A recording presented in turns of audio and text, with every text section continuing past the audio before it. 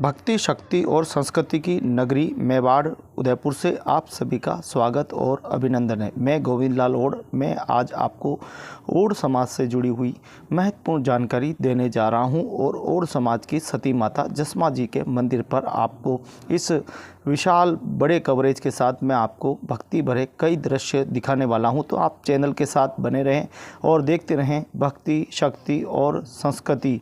आप इस चैनल पर देख पाएंगे कि ओड समाज की संस्कृति कितनी प्राचीनतम है और ओड समाज किस तरह से यहाँ मेवाड़ में जीवन यापन करता था। आधुनिक और प्राचीन काल से ही ओड समाज चित्तौड़गढ़ से रहा करता था और चित्तौड़ में जब खिलजी का हमला हुआ था उस समय सारे चित्तौड़ में खलबली मच गई थी और मुग़ल खिलजी जो आक्रमण जब किया था, जो लाखों की संख्या में फौज देकर कई लोग अलग अलग दिशाओं में चले गए थे और कई लोग जनजाति में जाके बस गए थे।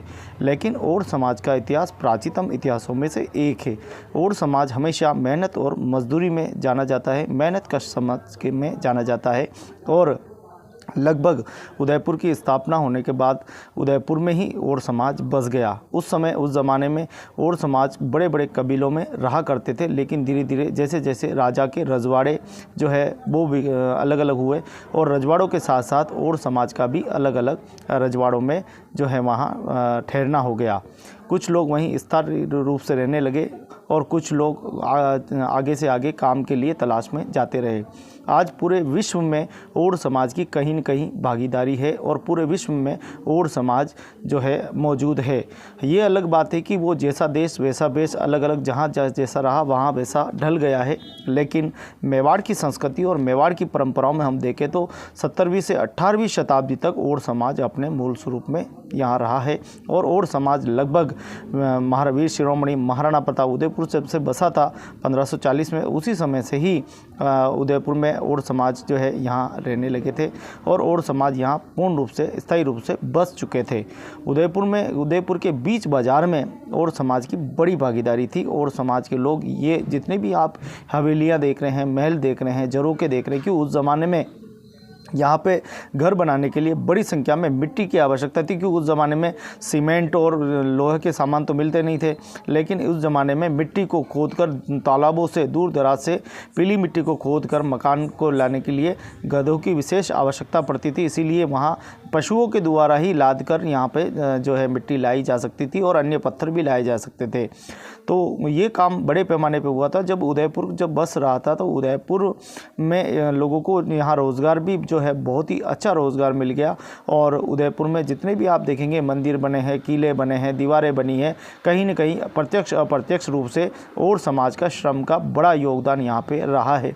प्राचीन सिटी है उदयपुर, एक प्राचीन सिटी है, मेवाड़ की सबसे प्राचीनतम सिटियों में से एक है। यहाँ की छोटी छोटी गलियाँ हैं और राजा महाराजाओं ने इसी सोच के साथ बनाई थी कि यहाँ पे मुग़ल या कोई भी इस्लाम का या कोई पिंडारी या कोई सिंधिया का आक्रमण आसानी से नहीं होगा, आसानी से शहर में नहीं घुस सकते हैं। इसीलिए बड़ी बड़ी दीवारें, हवेलियाँ बना गई थी। इसीलिए उदयपुर में चारों तरफ पूरी शहर कोट बना दी गई थी, विशाल दीवार बना दी थी ताकि कोई भी दुश्मन आसानी से सिटी के अंदर प्रवेश नहीं कर सके, नगरवासियों को नुकसान न पहुंचा सके। उस ज़माने में आप देखें कि अगर 16वीं शताब्दी के अगर मध्य देखें तो महाराणा राज सिंह जी ने जब शासन संभाला तब भक्ति की चेतना बहुत ही बड़े पैमाने पर हुई थी और ठाकुर जी के मंदिर बहुत बड़े पैमाने पर बनने लगे थे। ऐसे में ठाकुर जी के मंदिर को बनना और ऐसे में एक भक्ति का जो है नया उदय हो रहा था और एक संस्कृति का नया उदय हो रहा था। ओड समाज आज भी यहाँ रहता है, देश और दुनिया में जहाँ भी रहता है, लेकिन आज भी अपनी संस्कृति में आप देखेंगे संस्कृति के में ही है।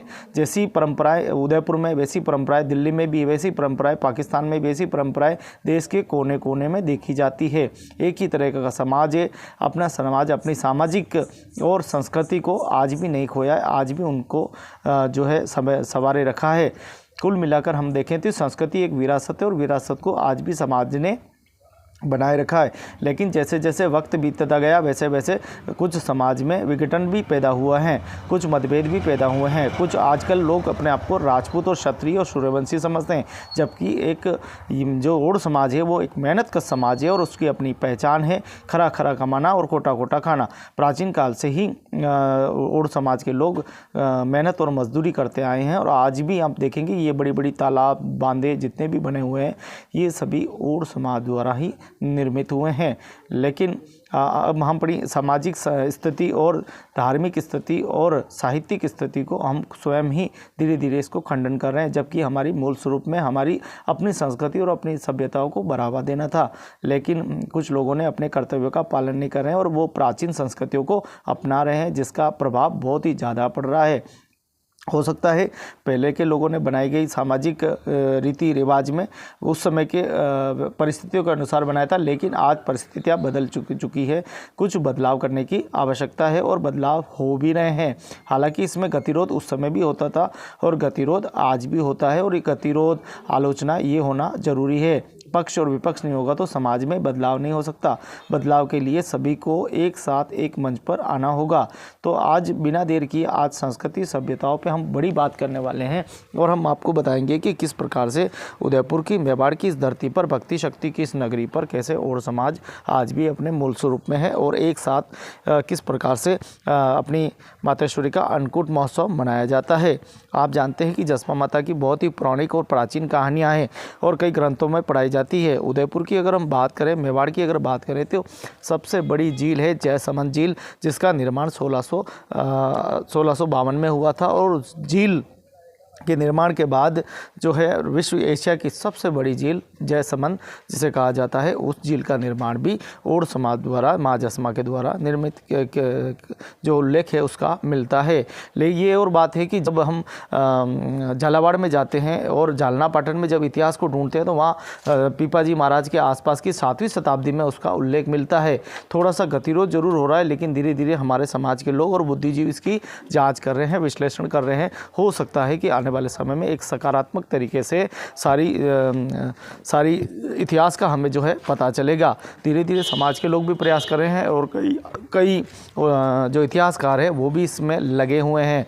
आने वाले समय में समाज एक नए स्वरूप में और इतिहास को संस्कृति में और भी अधिक जो है महत्वपूर्ण होगा।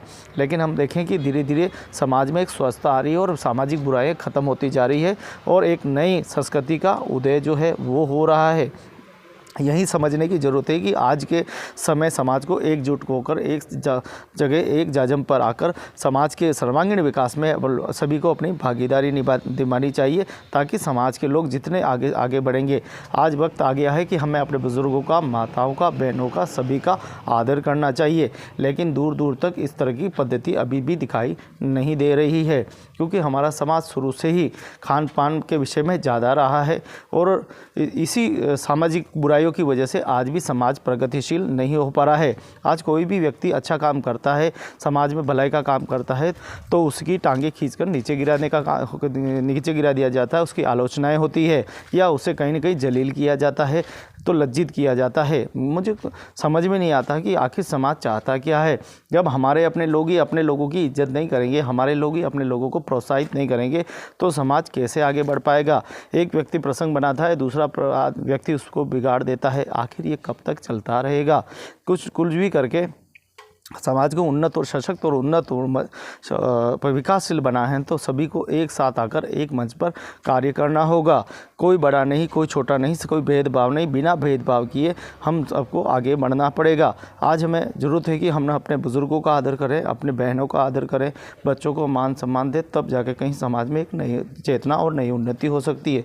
लेकिन ये जो काम है ये बड़ा ही कठिन और बहुत ही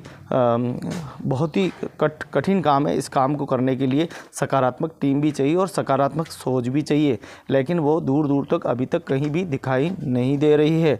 हम बहुत ही गौरवान्वित हैं कि मेवाड़ की इस नगरी में रहते हैं और प्राचीन काल से ही उस ज़माने में 100, 200, 500 लोग रहा करते थे। आज वो आबादी बढ़कर 6 से 7 हज़ार तक हो चुकी है। आसपास के क्षेत्रों में हम देखें, उदयपुर ज़िले में देखें तो लगभग 22 से 25 हज़ार तक की मेवाड़ में जनसंख्या जो है आज मौजूद है। अगर हम पूरे संपूर्ण मेवाड़ की बात करें तो करीब करीब देखा जाए तो 1 लाख से भी अधिक संख्या आज मेवाड़ में और समाज की मौजूद है। लेकिन फिर भी आज भी समाज अपनी मूल धारा में नहीं है। आज भी हमारी सामाजिक जो विसंगतियाँ है आज भी समाज को निकल रही है और हमारे समाज के बुद्धिजीवों का ध्यान इस ओर बिल्कुल नहीं है। उनका ध्यान बस एक जगह है कि हमसे कोई आगे न निकल जाए, यही सोचना है। बार बार ये वीडियो बनाकर मैं इसीलिए आपको समर्पित करता हूँ, ताकि उनकी हृदय के अंदर भावनाएं जागे और एक सकारात्मक तरीके से वह अच्छे निर्णय ले और अच्छे निर्णय लेकर इस समाज की शोभा बढ़ाए। लेकिन कहीं भी दूर दिखाई नहीं दे रहा है, ना कोई सम्मान, ना कोई किसी प्रकार का। विसंगतियों में आज भी देखें तो ज़्यादा हो रहा है। जुआ खिलाना, शराब पिलाना और ऐसी गलत पार्टी करने पर ज़्यादा ध्यान है, जबकि अच्छे कार्यों पर ध्यान होना चाहिए। लेकिन अच्छे कार्यों पर ध्यान कम है और बुरे कार्यों पर ध्यान ज़्यादा है। पूरे साल में एक ही प्रसंग हमारा होता है, जसमा माता अन्नकूट महोत्सव, जहाँ जब सभी लोग एक ही स्थान पर आते हैं और यहाँ आकर वह सिर्फ भोजन करने के लिए आते हैं और माता जी के दर्शन करके चले जाते हैं। जबकि यहाँ पर अलग अलग रंगारंग कार्यक्रम होने चाहिए। कहीं सम्मान समारोह होना चाहिए, कहीं भक्ति की चेतना होनी चाहिए, कहीं साहित्यिक कार्यक्रम होना चाहिए, कहीं सामाजिक विषयों पर चर्चाएं होनी चाहिए। लेकिन ऐसा कुछ भी नहीं होता है। सिर्फ कुछ लोग बैठते हैं और निर्णय करते हैं और उसके बाद में ये काम पूरा हो जाता है और आराम से जो भव्य भंडारा भी संपन्न हो जाता है, अन्नकूट भी संपन्न हो जाता है। जहाँ अन्य समाज के लोग अपने समाज को बचाने के लिए बड़े बड़े प्रसंग आयोजित कर रहे हैं, भजन संध्या आयोजित कर रहे हैं, विचार गोष्ठियाँ कर रहे हैं और समाज पर चिंतन मंथन करते हैं, पंचायतें बुलाते हैं और समाज की बुराइयों को ख़त्म करने के लिए बहुत बड़ा प्रयास कर रहे हैं। वहीं हमारा समाज कहीं देखें तो अपनी जिम्मेदारियों से भागता हुआ दिखाई दे रहा है और इस विकास की पद्धति की ओर कोई भी ध्यान नहीं है। अगर कोई विकास की बात भी करता है तो ये इनके सामने गौण होती है, नगण्य है। व्यवस्थाओं को अगर वास्तव में सही से बदलना है तो सभी को एक जगह एक मंच पर आना होगा। लेकिन कहीं कहीं दूर दूर तक कहीं भी जन चेतना जागृति के विषयों पर कोई भी चर्चा करने वाला नहीं है। किसी के सामने अगर कहते हैं, विकास की बात करते हैं, तो यूँ समझ लो कि वो उस बात को नकारने की कोशिश करेगा, ग्रहण करने की जगह उसकी आलोचना या उसका उपसंहार करने लगेगा। यानी आप देखेंगे कि तो उस व्यक्ति सामने वाला कुछ कह रहा है तो उसकी आत्मा ही मर जाएगी।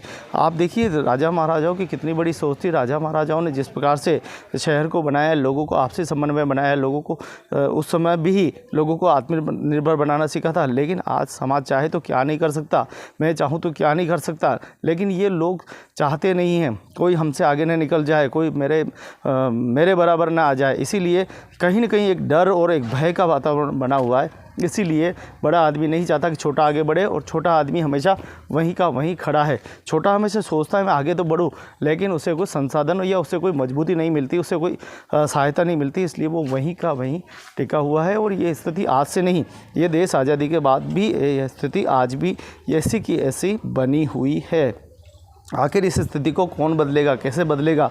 देखते देखते 78 साल देश आज़ादी के हो गए और मुझे लगता है कि 100 साल आते आते हमारी स्थिति और भी दयनीय हो जाएगी। जिस प्रकार से आज सामाजिक क्राइम हो रहे हैं, जिस प्रकार से आज साइबर क्राइम हो रहे हैं, आज पढ़े लिखे बच्चे हमारे, क्योंकि समाज के बच्चे 12वीं या BA के बाद ज़्यादा नहीं पढ़ते हैं और उनको बीच में ही पढ़ाई छोड़नी पड़ती है आर्थिक तंगाई के कारण। और बहनों को तो पढ़ाई तक की पहुँच भी नहीं है। कुछ लड़कियाँ पढ़ भी लेती है और आगे बढ़ने की कोशिश भी करती है, तो उनके कहीं ना कहीं जो सामने वाले परिवार है वो ठीक नहीं मिलता था, उसका जीवन कहीं ना कहीं वहाँ भी उसका विकट स्थितियों में हो जाता है। कुल मिलाकर हम ये कहें, जब तक संस्कार अगर सही से नहीं दिए जाएंगे तब तक एक समाज सशक्त और उन्नत हम नहीं बना सकते। हमको सभी को मिलकर समाज की एकता और अखंडता के लिए सभी को कार्य करना होगा। लेकिन समाज के लोगों का इस ओर बिल्कुल भी ध्यान नहीं है। जहाँ साल में कम से कम 12 सम्मेलन नहीं हो, 4 सम्मेलन तो होने ही चाहिए, जिसमें बच्चों का भी होना चाहिए, बहनों का भी होना चाहिए, बुज़ुर्गों का भी होना चाहिए और युवाओं का भी होना चाहिए, ताकि सामाजिक पद्धतियों में और ज़्यादा बढ़ोतरी हो। लेकिन यहाँ दूर दूर तक किसी की सोच नहीं है। सामाजिक विषयों पर अगर सम्मेलन की बात भी करते हो तो नगण्य है, गौण है, उपसंहार है। कोई बात भी करते हो उससे क्या होगा, इससे क्या लेना देना है, इससे क्या फ़र्क पड़ जाएगा, इस तरीके की बातें की जाती है। उनको पता है कि अगर बातें करेंगे, लोगों को समझाएंगे तो लोग आगे निकल जाएंगे और आगे निकल जाएंगे तो हम बहुत पीछे रह जाएंगे, जिससे हमारी साख ख़त्म हो सकती है। अन्य समाजों में हमारा दबदबा है, जबकि मैं बात करूं लगभग 2009 से लगाकर 2024 तक का अगर सफ़र में बताऊं तो किसी भी कार्यक्रम में, सामाजिक कार्यक्रमों में हर सर्व समाज के साथ हमारी अपनी कोई बड़ी भागीदारी नहीं है। यहाँ तक कि उनकी संस्थाओं में हमारा कोई अपना व्यक्तिगत सहयोग भी नहीं है। तो प्रत्यक्ष या अप्रत्यक्ष रूप से भी हम बहुत ही कमज़ोर हैं। इसीलिए जब हमारे कोई मुसीबत आती है तो हमारे साथ में कोई भी खड़ा नहीं होता है। लेकिन जब भी कोई सांप्रदायिक बात होती है तब सारे के सारे लोग घर से बाहर निकल के आते हैं। और मैं बताना नहीं चाहूँगा, लेकिन ये बड़े कठोर सत्य है कि हमको इस तरह से नहीं करना चाहिए। कोई भी घटना या दुर्घटना होती है तो हमें हिंसक नहीं, बिल्कुल अपने हृदय से सोचना चाहिए, मस्तिष्क से सोचना चाहिए कि आखिर बात के विश्लेषण तक जाए और उसके बाद में हम करना चाहिए।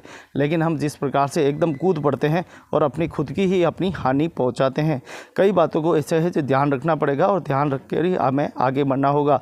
कहते हैं कि मज़हब नहीं सिखाता आपस में बैर करना, हिंदी हम वतन के हिंदुस्तान हमारा। तो हमें देश में रहते हैं, हमको अपने देश की सभी कर्तव्यों के पालना करते हुए एक बुद्धिजीवी और एक जिम्मेदार नागरिक होने के नाते हमको सभी के बारे में सोचना होगा। लेकिन सामाजिक पद्धति को हमें बरकरार रखना है और समाज को सशक्त उन्नत समाज अगर पढ़ेगा नहीं, लिखेगा नहीं, आगे नहीं चलेगा, मदद नहीं करेंगे तो स्थितियां हमारी और भी बिगड़ने वाली है। 100 का दशक आते आते हमको बहुत कुछ सोचने की आवश्यकता है। पहले भी समाज में समाजशास्त्री रहे होंगे, उन्होंने भी बहुत ही चिंताएं की होगी, उन्होंने भी बहुत समाज के ऊपर विश्लेषण किया, लेकिन समाज के ऊपर ज़्यादा ध्यान न देने की वजह से आज भी समाज की स्थिति वैसी की वैसी बनी हुई है। हम लोगों को चाहिए कि हम समाज में अच्छे करें। हमने सभी को समय दिया, हमने जिला अध्यक्ष भी बनवाने में सहयोग किया, हमने राष्ट्रीय अध्यक्ष भी बनाए, लेकिन सभी जो है उनका कोई रूप से किसी भी प्रकार की कोई बड़ी भागीदारी नहीं रही है। सिर्फ अध्यक्ष आते हैं और नेतागिरी करते हैं, उनको मंच चाहिए और बोलकर चले जाते हैं। काम का अगर बात करें तो 0% जीरो है, अभी तक कोई भी काम नहीं हुआ है।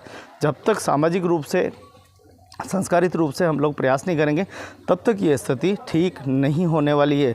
तो इस समाज को सशक्त और उन्नत बनाना है तो सभी की भागीदारी जरूरी है। माँ सती माता का आज अन्नकूट होने वाला है और उस अन्नकूट महोत्सव में आज हम लोग जाने वाले हैं और पूर्व संध्या पर भजन कीर्तन के आनंद भी हम लेने वाले हैं। और वहाँ आने वाले कई ऐसे चिंतक हैं जिनसे हम बातचीत भी करने वाले हैं और आप लोगों तक पहुँचाने वाले हैं। तो आप थोड़ा सा वीडियो के साथ बने रहें, चैनल के साथ बने रहें। चैनल को अगर सब्सक्राइब नहीं किया तो कर दीजिए। ऐसी सुंदर सुंदर वीडियो देखने के लिए हमारे चैनल को आप ज़रूर फॉलो करें ताकि आपको दूसरी वीडियो भी मिल सके। आजकल भ्रम फैलाया जा रहा है, गलत वीडियो बनाकर किसी अलग वंश में हमको डाला जा रहा है। सच्चाई का सामने होते हुए भी हम सच्चाई को नकार रहे हैं और गलत बातों में जा रहे हैं। अगर क्षण भर भी उसमें सच्चाई है तो मैं भी आपका समर्थन करता हूं, लेकिन पूरी तरह से झूठ है, हवाई बातें हैं तो उस पर बिल्कुल मैं उसका बहिष्कार करता हूं। और आशा करता हूं कि आप सभी स्वस्थ रहेंगे, मस्त रहेंगे और मेरे इस चैनल भक्ति शक्ति और संस्कृति चैनल पर आप सभी आनंद लेते रहें। आप सभी को ये वीडियो समर्पित है ताकि हम एक सशक्त और उन्नत समाज बनाने में थोड़ी सी भागीदारी निभाएं। मेरा अपना कर्तव्य है कि मैं आपको सत्य दिखाऊं और सत्य दिखाने की पूरी कोशिश कर रहा हूं। जो भी आपको कर्म किया है अपने समाज के लिए, धर्म के लिए, देश के लिए कर्म किए जाओ। बस माता जी के चरणों में रहो, माता जी अपने आप अपनी सुनवाई करेगी। ज़्यादा पाने की आकांक्षा, इच्छा, अपेक्षा मत रखो, ज़्यादा लालसा मत रखो। जो भी अपने हाथों से बन पड़ता है वो करो, बाकी करने वाला तो ऊपर वाला बेटा गलत फहमी। बस यही मैं निवेदन करता हूँ। जहाँ तो वास्तव में और समाज में प्रगति और आगे पथ पे जाना है तो आप भी अपने शहर में, अपने गांव में, अपने डाणी में मातेश्वरी का हृदयाच कीजिए, याद कीजिए। माँ सती माता का मंदिर अपने गांव में, अपने तहसील में, अपने घर के आसपास में बनाइए और खूब भक्ति का आनंद लीजिए, खूब भक्ति कीजिए। मातेश्वरी की कृपा आप सब पे बरसती रहेगी और बरसती रहेगी। नमस्कार दोस्तों, मैं गोविंद लाल ओड, जिलों की नगरी उदयपुर से मेवाड़ से। आज पूर्णिमा के दिन हमारे इस 54 साल पुराने इस मंदिर पर हर वर्ष कार्तिक पूर्णिमा के दिन अन्नकूट महोत्सव किया जाता है। इस मंदिर की प्राण प्रतिष्ठा भी हम देखें तो कार्तिक पूर्णिमा के दिन है और कार्तिक पूर्णिमा से ही हमारा बहुत बड़ा लगाव और संबंध है। बड़ा अच्छा लगता है जब कहीं जाते हैं और हमारी कुलदेवी हमारी सती माँ जसमा जी का मंदिर दिखता है तो हमें बड़ा पसंद है और बड़ा सरल भाव और अच्छा लगता है कि हमारी मातेश्वरी की मंदिर जो है जगह जगह जिलों में बनते जा रहे हैं। बहुत धन्यवाद आप सभी का, मामा जी का धन्यवाद, हमारे बड़े भाई साहब बंसी जी का धन्यवाद, पुजारी जी जमुनादास जी का धन्यवाद। और ये अन्नकूट महोत्सव बड़े ही धूमधाम के साथ मनाए और आप भी अपने गांव, अपने शहर में जहाँ भी रहते हैं, मैं तो कहता हूँ आपकी माता की जय, जय हो जसमा रानी की जय, बोलो भागीरथ महाराज की जय, सगर सम्राट की जो चार पूजा नाथ की जय।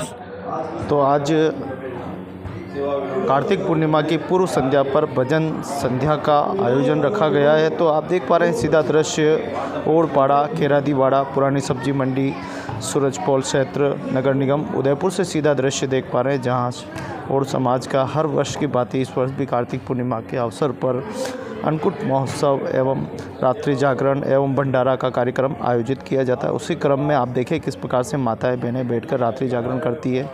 जिस माता के चरणों में हज़ारों की संख्या में रात्रि जागरण होना चाहिए ताकि संस्कृति और सभ्यताओं को बड़ी गहराई से समझ सकते हैं। लेकिन आप देखें कि बहुत ही कम संख्या में माताएं बहनें और भाई यहाँ विराजे हुए हैं। हम अपनी संस्कृति और हम अपनी मातृशक्ति के प्रति भी हम जवाबदेही नहीं है। जब तक हम सही क्रम निष्ठा के साथ माता रानी की पूजा नहीं करेंगे तब तक हमें प्रतिफल कैसे मिल सकता है।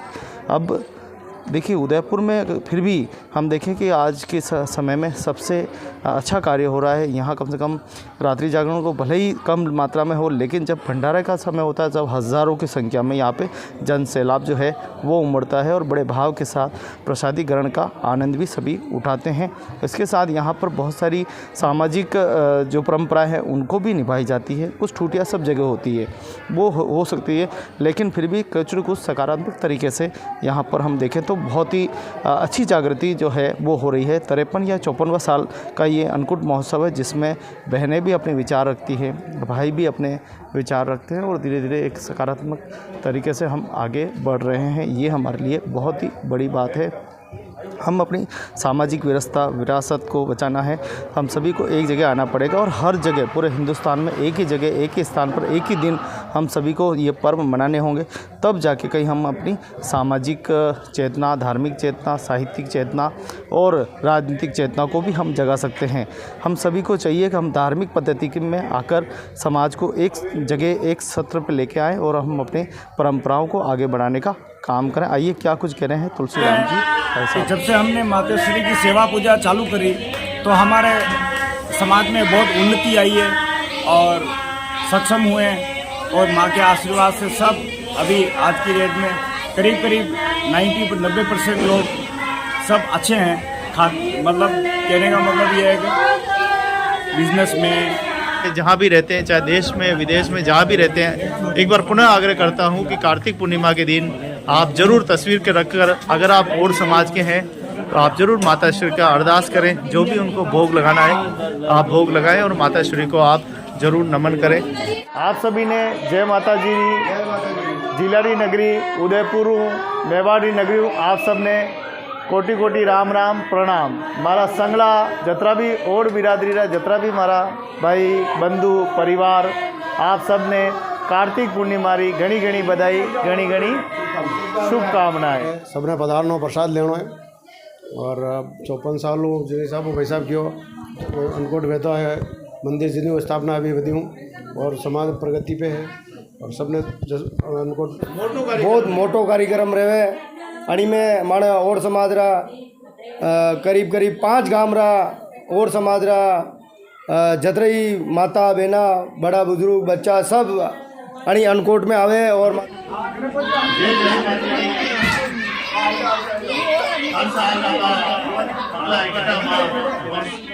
हमेशा याद है कि समाज में कई नए हो, हमेशा कई नए हुए घणी बार सत्संग समिति सत्संग सभी भक्त एक निर्णय लीधो है कि अगली बार मां सब माने शुभकामनाएं। यूं ही स्वस्थ रहिजो, मस्त रहिजो, आप सबने माता तेरे चरणों की मधुर जो मिल जाए, मैया तेरे चरणों में बरसती है एक बूंद जो जाए, एक बूंद जो मिल जाए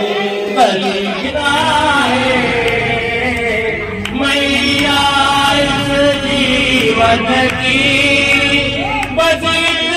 तमन्ना है। बाबूलाल जी, इधर तुलसीराम जी, गणेश जी, आपका नाम कही है प्रकाश जी। हिंदी भी माता मैंने लगाती है तो हमारी सती माता, यहाँ सारे लोग आपको सुबह मिलेंगे। सुबह जब हम आएंगे तो बहुत सारे समाज के लोग घर घर हर हर जोर से बोलो, सारे बोलो, मिलकर बोलो।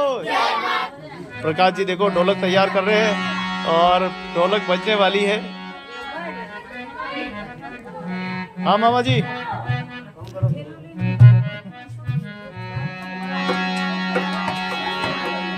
बहुत ही पुराना मंदिर है और सभी इस लोग सब पद्धति और परंपराओं को निभाते हुए आज भी हमारे कहते हैं धरती कभी बीज नहीं खाती, धरती हमेशा देती आई है। उसी प्रकार से हमारे ये समाज के सत्संग जी पहले कभी हमारे पिताजी भजन किया करते थे और अब हमारे 2-3 भाई हम भजन हैं, मामा जी भी करते हैं और उसके बाद धीरे धीरे ये भक्ति की चेतना बढ़ रही है। 2024 में आज जसमा माता का आज रात्रि जागरण है और कल अन्नकूट होगा। बहुत सभी और समाज भाइयों से निवेदन है कि वो ज़्यादा से ज़्यादा यहाँ आवें और अन्नकूट का माता जी का प्रसाद ग्रहण करें और सहयोग करें। तो आप दृश्य देख रहे हैं कार्तिक पूर्णिमा की पूर्व संध्या पर, जहाँ पर और समाज सती माता जसमा जी के अन्नकूट महोत्सव पे पूर्व संध्या पर देखिए सत्संगियों का सम्मान करते हुए भारतीय जनता पार्टी ओबीसी के जिलाध्यक्ष बाबूलाल जी और मामा जी, तो सभी का सम्मान स्वागत।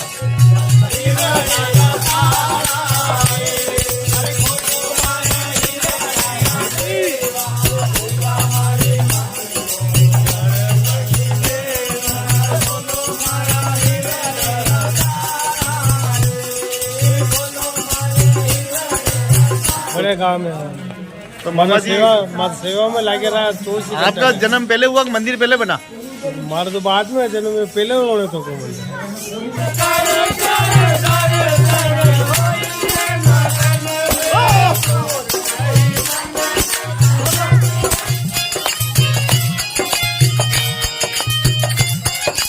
तो आप दृश्य देख रहे हैं जसमा माता और समाज सती माता मंदिर से सीधा दृश्य देख पा रहे हैं, जहाँ आज कार्तिक पूर्णिमा है तो प्रसाद से सिर्फ पेट भरेगा, लेकिन अगर आप ज्ञान रहेंगे तो ज्ञान से आप जीवन भर अपने जीवन को बेहतर बना सकते हैं और प्रभु के चरण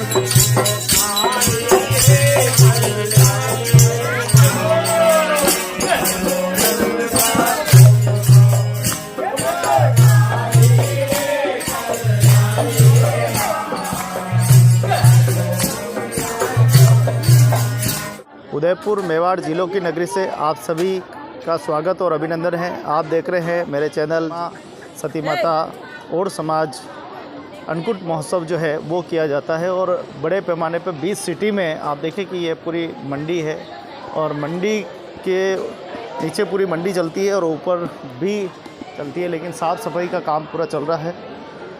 और आपको बता दें कि बहुत ही साफ़ सफाई में सारे लगे हुए हैं, चारों तरफ कनातें बांध दी गई है,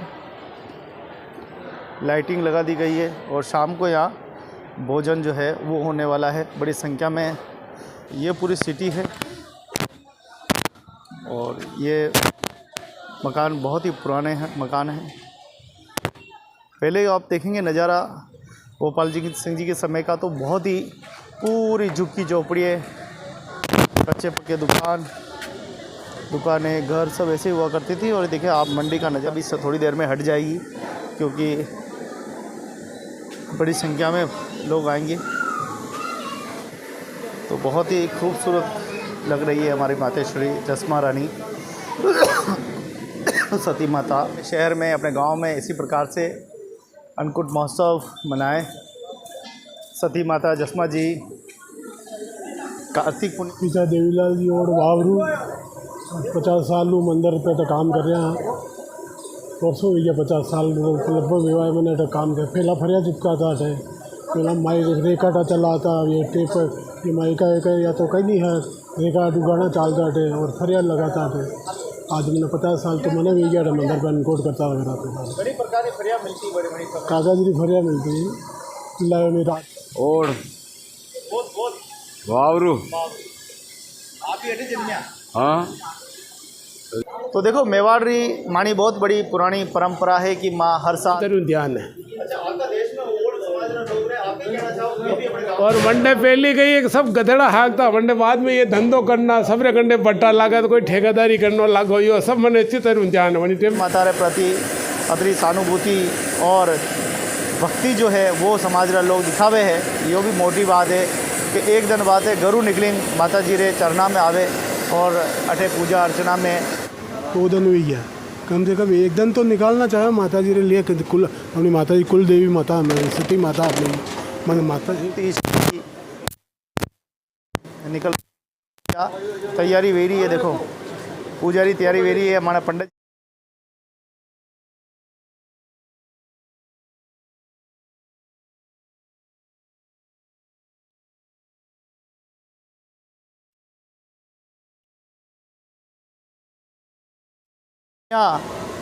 रोती रहे और आप हंसता रहो, मुस्कुराता रहो और यानी दुनिया ने मानवता रो संदेश देता रहो। अशो काम करीन जाओ ताकि आनंद आवे। पापा नारायण लाल जी जो कि सबसे हमारे बुजुर्ग है और जब मंदिर स्थापना हुई तब से लगाकर अभी तक हमारी भूमिका जो है बड़े पापा की रहती है और हमेशा माता की भक्ति में लगे रहते हैं। हमारे को दिया जाता है, हमारी टीम लग रही है। क्या क्या पकवान बन रहा है? ये अभी 4 मिठाई है जिसमें लापसी है, बेसन चक्की है, मोतीचूर के लड्डू है और खोपरा पाक है, 2 सब्जियाँ बन रही है। कई इस पर मूवियाँ बन सकती है, कई यूट्यूब चैनल पर इसकी आधारित है, लेकिन हम देखते हैं कि हमारी मातेश्वरी की पूजा कैसे कर पाए। आज भी समाज माता जी के जिस उदयपुर से सीधा दृश्य आप देख पा रहे हैं जहाँ आज कार्तिक पूर्णिमा के शुभ अवसर पर हर वर्ष की बात इस वर्ष भी भव्य अन्नकूट महोत्सव रखा गया है। पूर्व संध्या पर भजन संध्या थी, आज अभी तक हो चुकी है। समाजजनों को राम राम, जय जसमा माता जी की। मेरा नाम श्यामलाल ओड है, उमराव ब्यावत। हमारे यहाँ पे हर वर्ष की भांति इस वर्ष भी अन्नकूट महोत्सव जसमा माता का रखा गया है, जिसका पहले वीडियो में आपको बताया है कि भोजन बन रहा है माता जी का। जय हो और समाज कुलदेवी जसमा माता रानी की जय। देखिए बहुत ही शानदार किट लगा हुआ है सामने, हमारे जसमा माता जी का मंदिर है उदयपुर। हर वर्ष की बात ही इस वर्ष भी बहुत ही शानदार अन्नकूट होने जा रहा है। देखिए आपको लिए चलते अंदर, माता जी का बहुत ही शानदार मंदिर है और बहुत ही यहाँ पे व्यवस्थित कार्यक्रम, शाम को बहुत ही बड़ा भव्य अन्नकूट होने वाला है। धन्यवाद। एक ज़माना था हम और समाज मजदूरी करते थे, दूर दूर रहते थे, लेकिन आज उदयपुर में बसे हुए हैं, आसपास भी बसे हुए हैं, लेकिन माता रानी जसमा रानी से हम कभी दूर नहीं हुए हैं। जब भी कोई काम होता है माता रानी का, हम यहाँ पूजन कीर्तन भजन कीर्तन में आ जाते हैं, सेवा भावी हैं। देश और दुनिया में जहाँ और समाज रहता है उनको क्या कहना चाहिए? वो भी मंदिर बनाए, जहाँ से सोचे। पूरे देश में दुनिया में जहाँ तक मंदिर की बात है, जसमा माता का बहुत ही शानदार मंदिर यहाँ है, पाटन गुजरात में है। लेकिन जिस तरह देखते हैं जैनों के अंदर देख लो, हर गली में जैन मंदिर होता है। यहाँ पर जो है इंद्र को ही साक्षात मानेंगे, तो वहाँ पर भगवान कृष्ण ने कहा कि देखो आप लोगों की गौवें कहाँ चरती हैं, तो उन्होंने कहा गिरिराज पर चरती हैं। तो आपका जो है गौओं का पालन पोषण, आप लोगों का पालन पोषण कहाँ से होता है? बोले गिरिराज से। तो जो आपने आँखों के सामने जो दिखाई देता है उसकी पूजा नहीं करके, जो राज को उठा करके सभी ग्वाल बालों का और सबकी रक्षा किया, इसीलिए भगवान गिरिराज को ही जो है ना हम अन्नकूट का भोग लगाते हैं। ऐसे हमारे यहाँ पर इन समाज के माता रानी जो है जसमा माता को भोग लगा रहे हैं। मैं भी बड़ा प्रसन्न हूँ और इस समय मुझे भी आज कम से कम 10-12 साल से जो है भगवती की सेवा में यज्ञ करने का अवसर मिलता है। बोलिए जगदम्बा माँ जी के मंदिर से आपको सभी को कोटि कोटि प्रणाम, कार्तिक पूर्णिमा की बधाई, शुभकामनाएं। इसी प्रकार से मातेश्वरी की पूजा करते रहे। आपका बहुत बहुत धन्यवाद।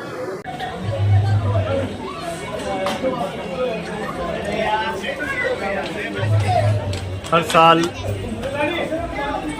हाँ मामा तैयारी है। ये बीच वाली भी बंद नहीं की गई भाई वो नीचे। जय माता दी। वो ऊपर से आना पड़ेगा, वो नीचे हो गया। हाँ भाई मेहमान बहुत आए, मेहमान आगे मेहमान दृश्य है। चलिए दिखा के लाता हूँ जहाँ पर भोजनशाला का पंडाल बनाया गया है।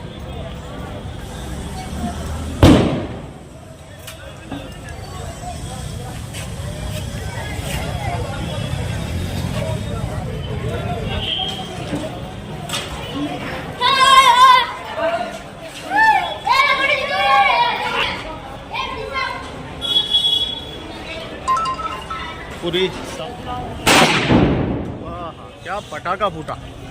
वाह भाई वाह, जय माता दी।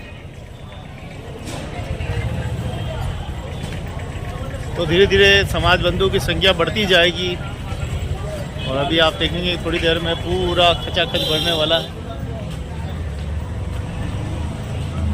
तो हर साल इसी प्रकार से खूबसूरत प्रसंग सजाया जाता है। इस बार भी खूबसूरत प्रसंग सजा दिया गया है और धीरे धीरे संख्या बढ़ती जा रही है। और ये आ गया पानी। कार्तिक पूर्णिमा के उपलक्ष्य में अन्नकूट महोत्सव में हर वर्ष की बात है, इस वर्ष भी अन्नकूट महोत्सव और माताएं बहनें सभी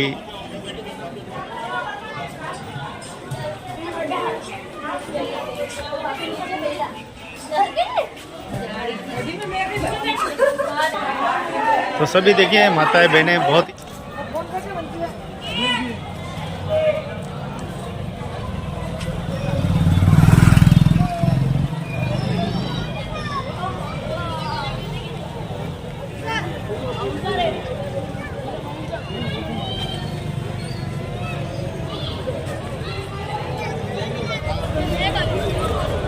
तो बड़ी संख्या में समाज के लोग आते हैं और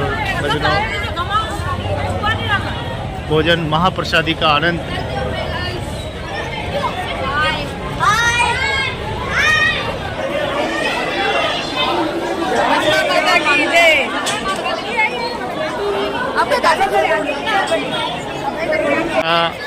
और समाज का जन सैलाब क्या युवा सारे यहाँ मौजूद है, अलग अलग सभी जगह से आए हैं।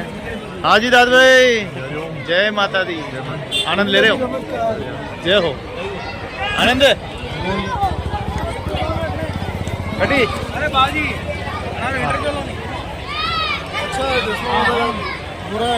तो धीरे धीरे बदलाव हो रहा है। बदलाव हो रहा है धीरे धीरे और होना चाहिए बदलाव हो रहा है, होना चाहिए। बदलाव हो रहा है, जैसा बता रहे हैं होना चाहिए। मातेश्वरी सबका अच्छा करेगा, मातेश्वरी सब में भला करेगा।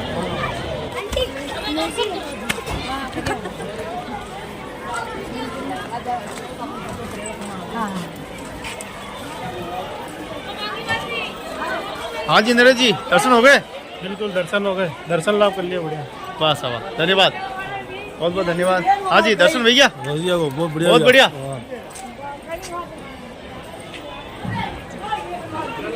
और नमस्कार, कैसा लगा? बहुत अच्छा।